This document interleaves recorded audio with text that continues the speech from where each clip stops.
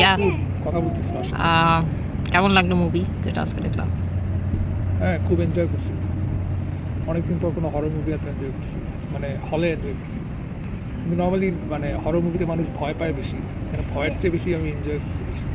ভয়টা এনজয় করছি কম, মানে আমরা হাসাহাসি করছি বেশি। মানে মানে একটা লম্বা টাইম ধরে মনে হচ্ছে যে হরর কমেডি দেখতেছি। আহ, কেমন তো অডিয়েন্স ছিল? কেমন অনেক বেশি? অডিয়েন্স, আমি যখন টিকিট কাটছি, নর্মালি এখানে কানাডায় যেটা হয় যে দুপুরের দিকেই নর্মালি মুভি দেখা হয় বেশি উইকেন্ডে। সো দুপুরের দিকে যেসব মুভি আমি চুজ করি ওগুলো অত বিগ ব্লকবাস্টার ফিল্ম না। সো দেখা যায় যে 4-5টা সিট সিট মানে ভর্তি থাকে। আজকে দেখি যে যখন আমি বুক করতেছিলাম মানে হলে যাওয়ার সময়, তখন দেখি মেইন দুইটা রো আর কি পিছন দিকে যেখানে সবাই বসে, ওখানে সব অকুপাইড, জাস্ট মাঝখানে একটা সিট খালি। মানে অবাক হয়েছে, এক্স্যাক্টলি একটা সিট খালি, এবং ওইটা তাড়াতাড়ি আমি বুক করে আর কি বাসে উঠছি। সো ওখানে গেলাম, যাওয়ার পর তো একদম দেখলাম ওখানে মাঝের সিটে বসছি, দুই পাশে দুই গ্রুপ, এরকম আর কি। ইভেন লাইক কফি মাগ রাখারও জায়গা নেই, এরকম একটা সিনারিও। তো ইন্টারেস্টিং। তারপর দেখা শুরু করলাম। তো মেনলি হচ্ছে ফিল্মটা হচ্ছে হরর হরর হরর উপাদানের উপর, কিন্তু মুভির পেসিং হচ্ছে সাইকোলজিক্যাল থ্রিলারের মতো, মিস্ট্রি থ্রিলার।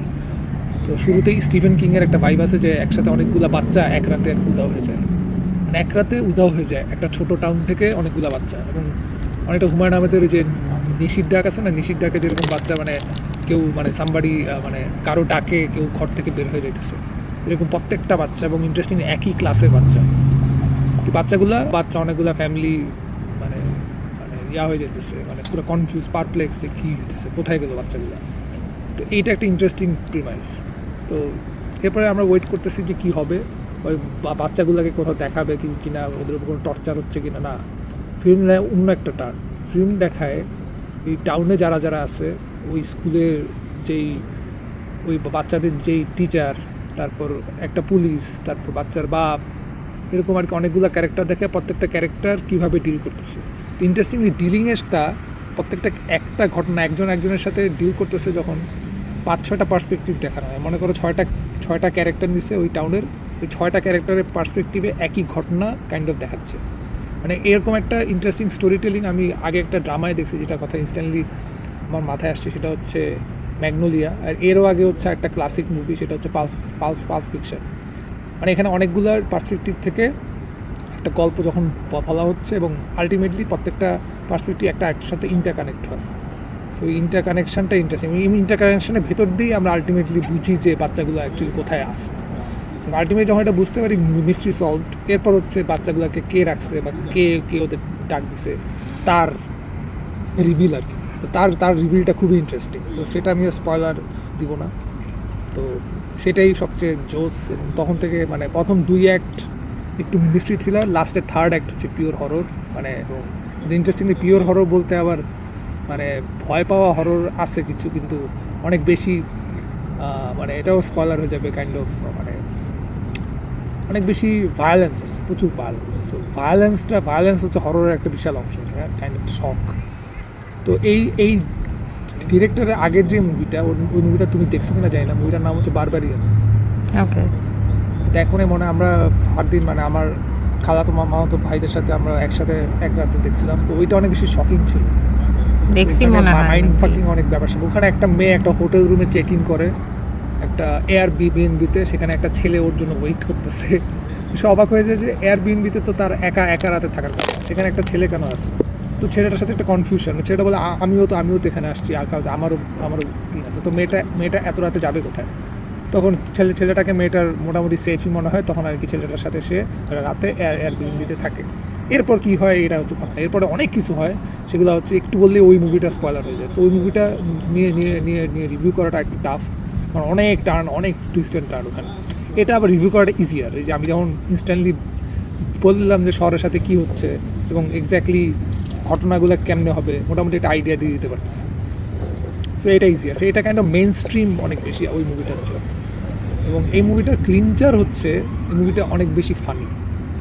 সো হল ভর্তি দর্শক মিলে আমরা যখন দেখতেছিলাম, আমরা মানে হরিফাইং সিনারিও হইতেছে, ভায়োলেন্স আছে, লিটারালি একজনকে মানে ভায়োলেন্টলি মারতেছে, এরকম ইয়ে আছে।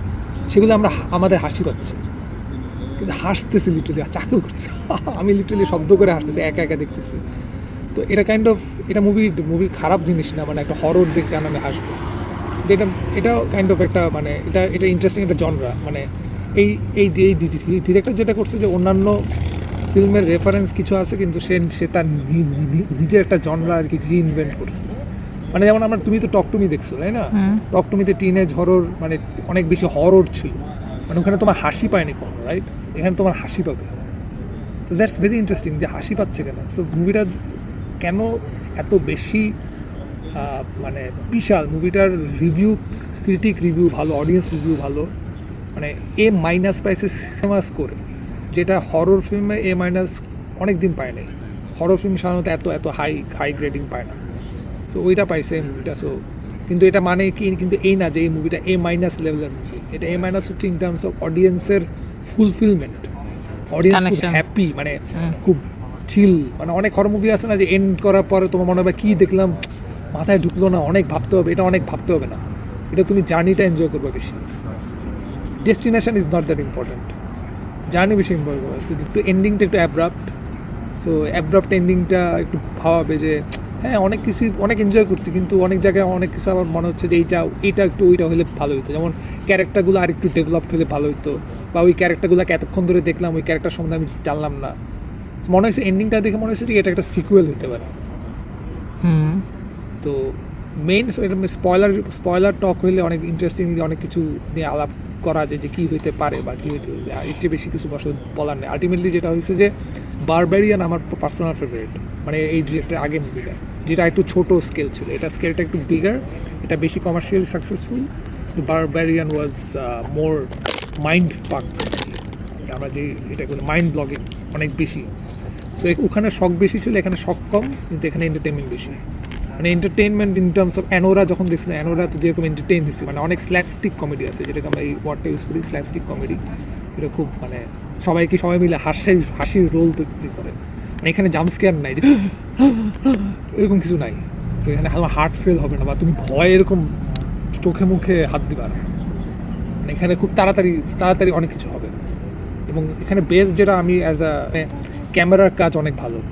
মানে দেয়ার আর সাম সিকোয়েন্সেস যেখানে তোমার দেখে তোমার ওয়াও কি দারুণভাবে শ্যুট করছে শটটা, মানে তোমার মাথায় থেকে যাবে কি ফানি একটা শ্যুটিং, মানে কি অদ্ভুত একটা সিন হয়ে যাইতেছে।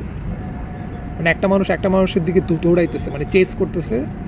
এই সিনটাকে এত ইন্টারেস্টিংলি শ্যুট করছে, যেটা একজন সাধারণ ডিরেক্টর দিয়ে সম্ভব না, যেটার জন্য তোমাকে ভালো ডিরেক্টর হতে হবে। এখানেই হচ্ছে ডিরেক্টরের কাজ। সো আমার কাছে মনে হচ্ছে যে গল্পটা তুমি যে কোনো ডিরেক্টরকে দিতে পারো, সে বলবে হ্যাঁ এটা নিয়ে আমি জোস একটা ফিল্ম বানাই দেবো, কিন্তু এই ডিরেক্টর এই গল্পটা থেকেই একটা মানে তার কাজের ছাপ রাখছে, তার স্টাইল অফ ফিল্ম মেকিংটা রাখছে, সেই ফিল্ম মেকিংটা এখানে ইনজেক্ট করছে। পিলের অনেক কমেডি আছে, ব্ল্যাক হিউমার আছে এখানে। সো যেমন ম্যাগনোলিয়ার কথা বললাম, আরেকটা অসাধারণ হরর ফিল্ম, অনেক ক্লাসিক হরর ফিল্ম, দ্য শাইনিংয়ের কিছু ওমাজ আছে, যেটা ইদানিং এটা ম্যাক্সিমাম হরর ফিল্মই শাইনিংয়ের একটা দুটা সিন রাখতে, শাইনিংয়ের কথা মনে হবে। আবার রিসেন্টলি লাস্ট ইয়ার একটা মুভি বেরোয়েছে লং লেগসের কথাও মনে হবে।